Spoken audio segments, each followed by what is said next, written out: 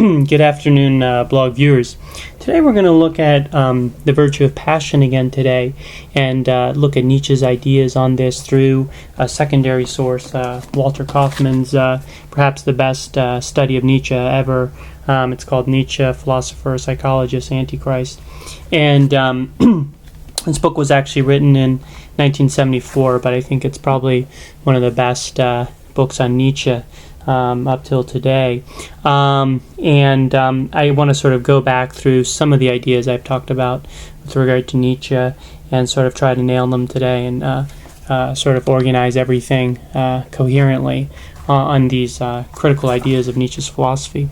And with regard to passion and reason and all the other things we've been talking about, I'm going to summarize a lot of Kaufmann's views on Nietzsche and sort of Nietzsche's own ideas, obviously in the text, in the first part of the post. Nietzsche thought that both reason and the many human passions and impulses were both manifestations of sort of one basic force. That force that Nietzsche's thought animated all things in almost the entire universe, even plants and animals, different types of animals, certainly human beings, but even maybe on a smaller level than a human being, maybe cells or even protons or whatever. But anyway, Nietzsche thought that all matter, all creatures in the universe had this sort of will to power. Unfortunately, Nietzsche used a term that has been misinterpreted as sort of implying power over others. He did not mean it in that way. Will to power for Nietzsche was fundamentally, Kaufmann stresses this over and over again, was the striving of a creature to transcend and perfect itself, perfect its nature, and to reach its sort of highest level of perfection. Nietzsche talks about this is on page 252 of the Kaufmann edition. He says, Nietzsche writes, "I have found strength where one does not look for it, in simple, mild, and pleasant people, without the least desire to rule, and conversely, the desire to rule has often appeared to me a sign of inward weakness." So I think those passages and many others I think we've talked about in some of the other posts should make absolutely clear that will to power for Nietzsche was fundamentally the striving to perfect the self, had nothing to do with gaining power over others, and could certainly exist in people that were very simple and mild and quiet, without at all sort of bombastic, sort of extravagant displays of self-promotion or anything like that. Those terms, those conceptions were not at all included in Nietzsche's will to power conception. Now, this force that Nietzsche thought animated all creatures was again a combination in human beings, at least, of both reason and passions. Contra the views of some of the other philosophers we looked at, Plato, Aristotle, and Kant, particularly Nietzsche did not view reason. Nietzsche did not think reason should entirely sort of tyrannically rule over a person's life, like sort of a cop would rule over a precinct or a neighborhood. Nietzsche did not think reason should, in its ideal form, should operate in that manner.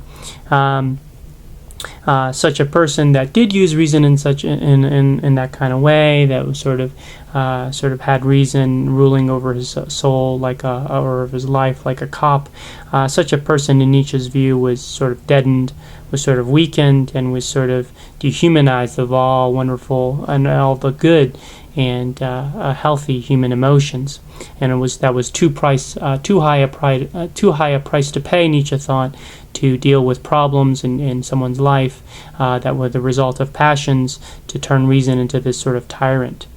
In general, Nietzsche thought that kind of life had no joy in it. But on the other hand, Nietzsche was not a hater of reason. To the contrary, we'll see he actually celebrated the use of reason in what he thought was the correct manner. and nor was he a celebrator of the expression or the attainment of any human passion or human emotion or human desire or drive. He talks about on page 274 of the Kaufman text, he talks about the last man. This is someone someone that has his tiny pleasure for the day and his tiny pleasure for the night, and that's it. And then Nietzsche thought that we were, in general, modern man was sort of moving more toward this sort of last man conception that just had various small pleasures in the day, various small pleasures at night, and had no desire for anything beyond that. So Nietzsche viewed the last man with horror, not with any sort of celebration at all. In addition, on page 279, Kaufman discusses Nietzsche's view that sort of the infinite addition of various small pleasures over the course of a human life does not make for happiness. Even in a single day, you can have various pleasures over the course of that day that you can identify: a nice glass of water you had, a beer, a fun bike ride, whatever it is. A combination of those things still doesn't equal happiness in that day. You can end that day not feeling happy at all, not feeling fulfilled at all, despite the fact that you had various pleasures during that day. So for Nietzsche, it was not enough just to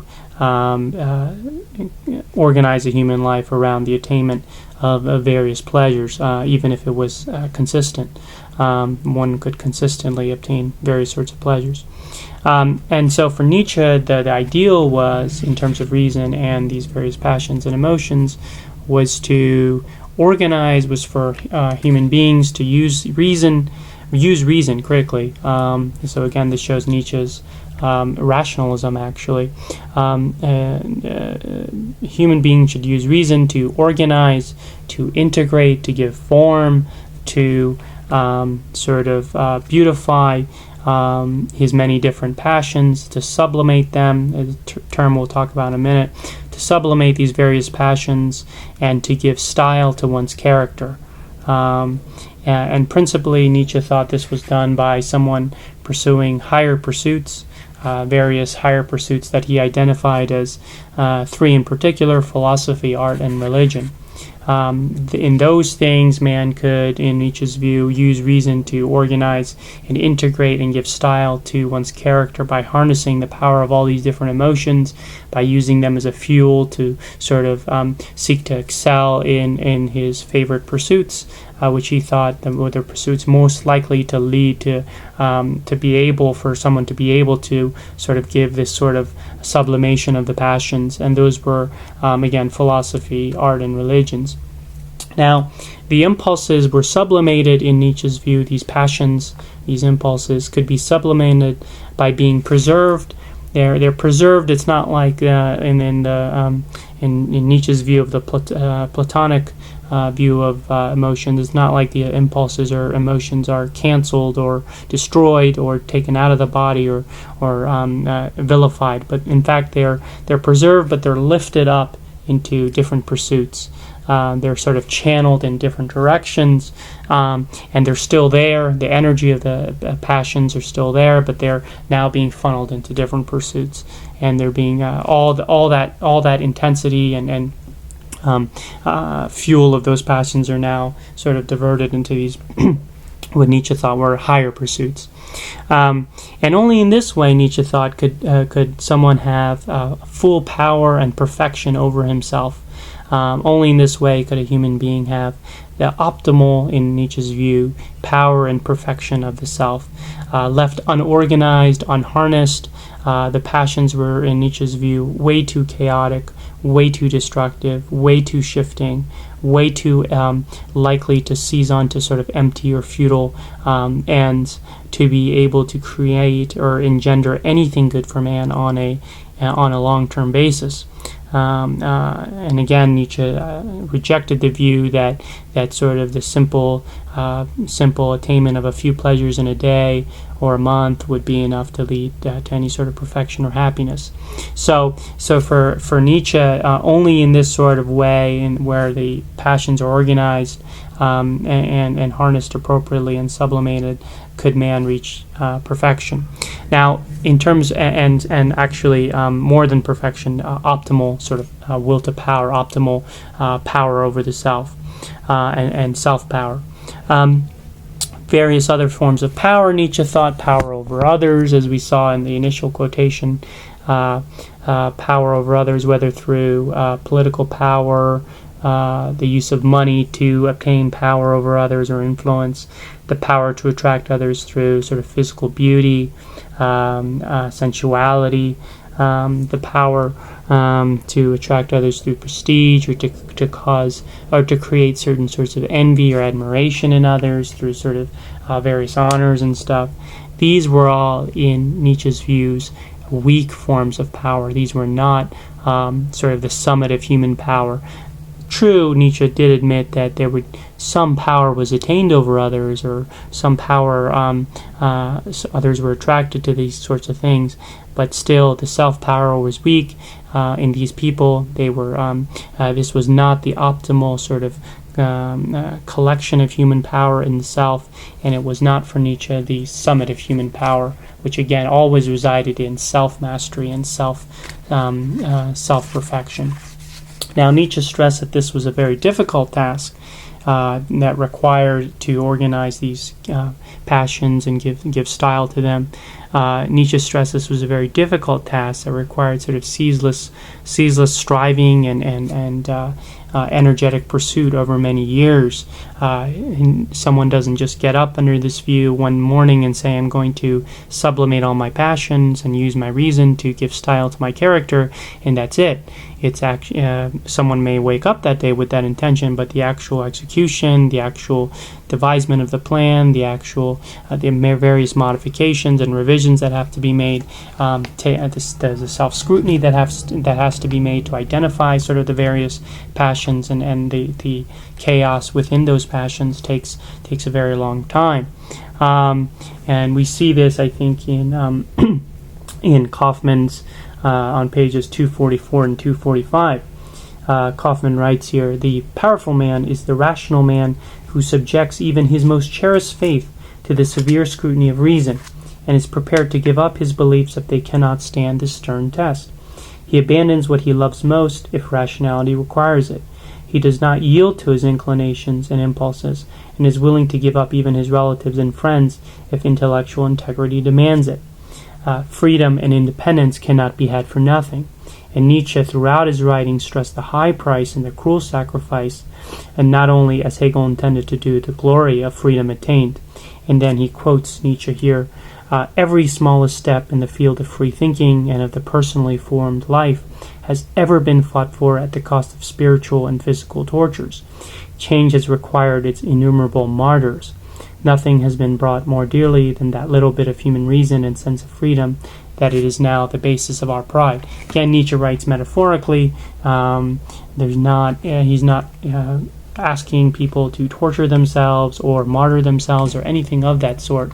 What he's talking about more, I think, and you see it in the first part, Kaufman talking about the self-scrutiny of reason, the intellectual integrity and honesty that's required to look within your own character and look at your own actions and see within them what will allow for more freedom and what activities are not allowing for freedom, and even looking within the people in your life and identifying there what people are impeding freedom within your life and what people are not. Those were the tasks that I think Nietzsche stressed required courage and required sort of harshness when we identify that things we like are actually not within sort of things that can give us perfection. And those are the things that Nietzsche stressed. Those are the activities that stressed that would take ceaseless striving and a lot of time, and would require, again, a gradual, he says, every smallest step in the field of free thinking and of the personally formed life has ever been fought for at the cost of this sort of striving. And nothing, again, freedom and independence, as Kaufman correctly concludes, cannot be had for nothing. So this was a struggle. This was in Nietzsche's view, this was a long road. This was a journey. This was not This was not an on-off switch that just happened. This person that uses this sort of reason in these ways to gain power over the self, and is very honest in doing so, uses reason honestly, correctly, and as Nietzsche stresses, harshly toward himself. Again, harshly toward himself, never toward others, never toward other people.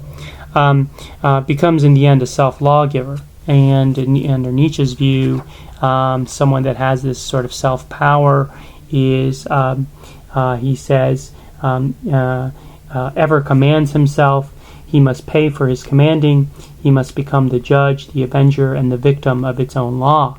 So in that sense, when we develop this will to power, when we're using reason to give commands as to what we should do, we have to be a judge. We have to be sort of an executor and sort of a victim of our own stupidities when we recognize we are stupid or we're not following sort of the path that we were supposed to follow. So in that sense, in this passage, we see again the honesty, the courage, the intellectual purity that's required for someone that's engaging in this kind of activity.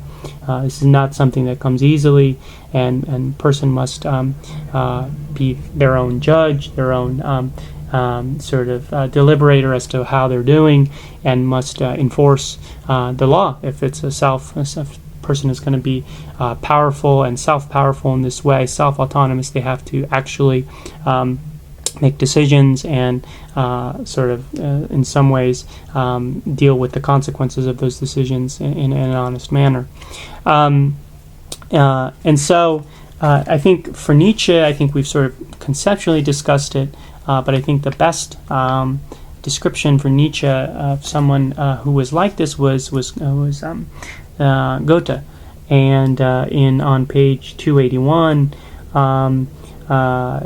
Nietzsche talks, actually before that, Nietzsche talks about, Kaufman discusses, again, the ideal person, to sort of summarize these views, the ideal person that's living this sort of self-powerful life, and the good life that comes from someone that has this sort of self-will to power and instinct to freedom that I think Kaufman actually describes it in other words, in another phrase, as the will to power can be a form of the instinct of freedom that Nietzsche identifies, sort of synonyms at times for the same concept. And Kaufman here on 280 writes, "The good life is the powerful life, the life of those who are in full control of their impulses and need not weaken them. And the good man is for Nietzsche the passionate man who is the master of his passions." Sort of a strange phrase there.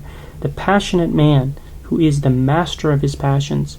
I think, again, that gets to the sublimation concept, that the passions have been diverted, the passions have been sort of mastered and now perfected in terms of pursuits that are sort of higher in some way, form, or another. And Kaufman continues, "The insistence that the good man is the passionate man distinguishes Nietzsche from the Stoic and from the Christian view. His insistence, on the other hand, that the good man masters his passions has been overlooked by the vast majority of Nietzsche's critics." So again, not all passions are equal. Certain passions need to be mastered. The remaining passions are either sublimated or diverted into other pursuits. And in the end, someone becomes this sort of perfected person. And then Kaufman on the next page quotes Goethe, who for Nietzsche was this sort of perfected person, or was the closest example he could see. And Nietzsche writes here, Goethe, "What he wanted was totality. He fought the mutual extraneousness of reason, senses, feeling, and will. He disciplined himself into wholeness. He created himself.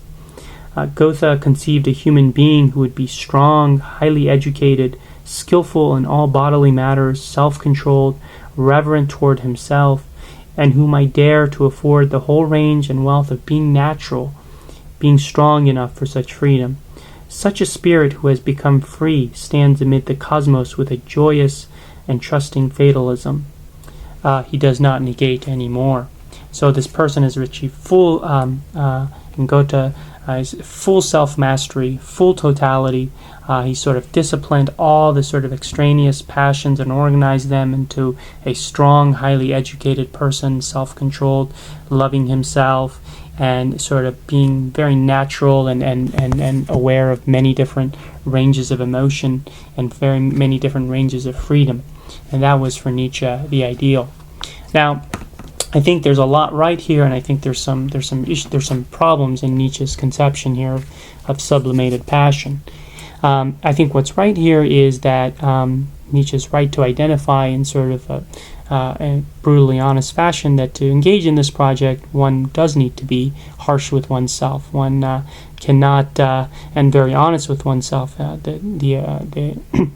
We all have destructive passions, and to actually deal with those things requires sacrifice and requires harshness and requires us to not sort of flint away from seeing imperfections in us and as imperfections, not recognize them, not sort of trying to dress them up as some sort of thing that it's okay, or it's no big deal or anything like that. I think that's where Nietzsche's insistence on harshness and cruelty toward the self, in that sense, what he means there is not to turn destructive behaviors and sort of personality traits and sort of either ignore them or turn them into some sort of virtue. Or some sort of interesting aspect of the self, or whatever we do in our minds. I think Nietzsche's also right to recognize that obviously the healthy power of emotion to help us as a fuel in life to achieve whatever we want, pursuit that we're pursuing. I think he's correct to recognize again that sort of reason as the cop, reason sort of tyrannically ruling over a person's life, that is not the ideal. That is sort of, perhaps, I think in Nietzsche's words, that's the emergency measure that is needed when someone's life is really degenerated. But for a healthy, strong person, the emotions should obviously be a very important part of human life. I think Nietzsche is also right to insist that the image of the last man for him, the person that has a few pleasures during the day, a few pleasures at night, and sort of the endless accumulation of small pleasures does not equal happiness.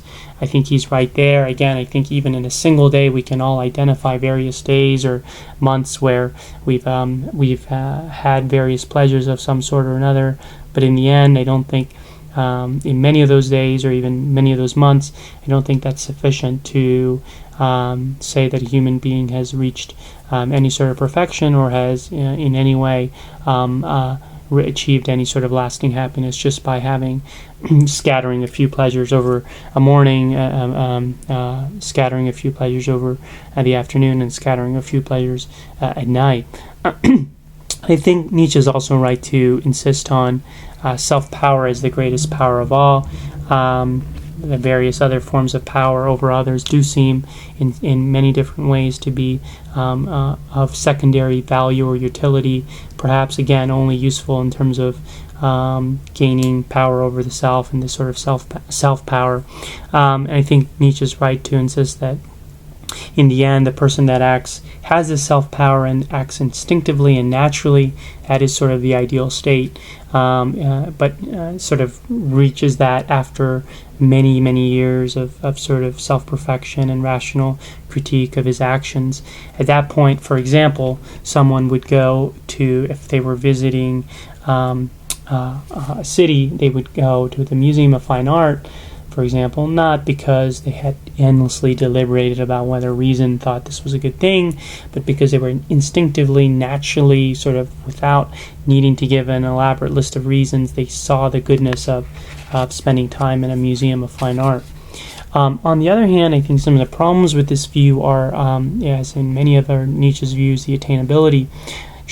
There's a tremendous number of impulses, even in a single day, that we all feel, let alone in a year or in a human life. Can human reason, can any of the techniques Nietzsche talks about, is it even possible for reason to harness all of these many hundreds of impulses into one or two pursuits in a way that makes sense, in a way that doesn't sort of ruin the rest of someone's life or cause them to miss out on many other things that are really good, that are virtues, that are intrinsically good things, friendship and sort of amusing, participating in various amusements and sort of maintaining good family relations, all those things. Is it possible to do that? Is it possible to find activities where you can sort of bring all of your various impulses and harness all of them into that pursuit? Second sort of, I think, problem is Nietzsche's very vague on how to actually sublimate, how to actually do this, or how to actually organize the passions. I think that's to some extent intentional, because Nietzsche wanted always everyone to sort of find their own way. I think he did not want followers, so I think he was loath to sort of give a system. He hated systems of philosophical thought or rules of thought, or moral codes. He never liked any of those things. So I think Nietzsche is always going to be vague on a lot of his sort of key philosophical concepts.